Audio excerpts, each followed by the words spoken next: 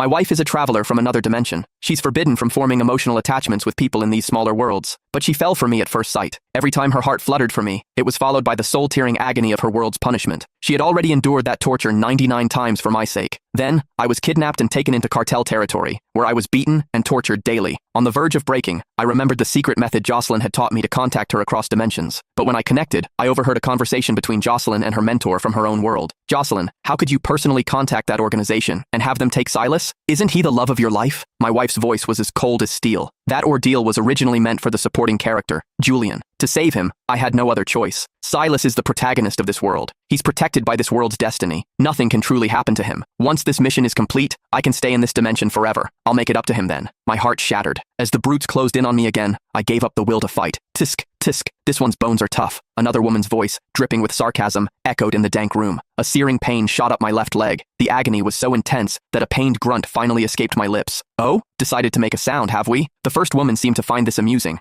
I forced my eyes open. The woman leaning over me was caked in garish makeup, her face twisted with a sick excitement. She brandished a red-hot iron rod in front of my face, then shoved it violently into my chest. Ah! I screamed. It felt like my insides were boiling, the burning sensation spreading through every nerve in my body. That's more like it. It's no fun if you don't scream, the woman cackled, satisfied. She then pressed the rod against the other side of my chest. I clenched my jaw, fighting to stay silent. I knew the more I struggled, the more they enjoyed it. All I could do was endure, praying for it to end. They'd already severed the tendons in my wrists and ankles. I was nothing but a broken toy for them to abuse. Which number is this? Have we used 8 different instruments yet? It was Jocelyn's voice, clear and crisp as always, coming through the connection. This is the 7th. Does it really have to be so exact? Her mentor asked, a hint of pity in her tone. You know Silas was the one who saved you back then. Why are you so determined to repay this debt to Julian? My eyelashes trembled. During that landslide years ago, I was the one who clawed through the rubble to dig her out. I carried her to safety before collapsing from exhaustion. When I woke up, she insisted that Julian was her savior. No matter how I tried to explain, she wouldn't believe me. It turns out, it wasn't that she didn't believe me. She was doing it on purpose. Marrying Silas already betrayed Julian's devotion to me. I don't want him to suffer through this too, Jocelyn said. If a man goes through something like this, his life is ruined. Jocelyn sighed, her voice filled with a hollow guilt. Lying on the filthy plank of wood, I laughed until tears streamed down my face. She knew this would ruin a man's life, yet she was still so heartless. She claimed to love me, but she was the one who pushed me into this hell. Did her betrayal not count? A sharp pain erupted in my abdomen. I gasped for air, but all that came out was blood. One of the men across the room yelled in panic. What's wrong with him? Is he dying? Her mentor's voice grew tense. Jocelyn, Silas is fading.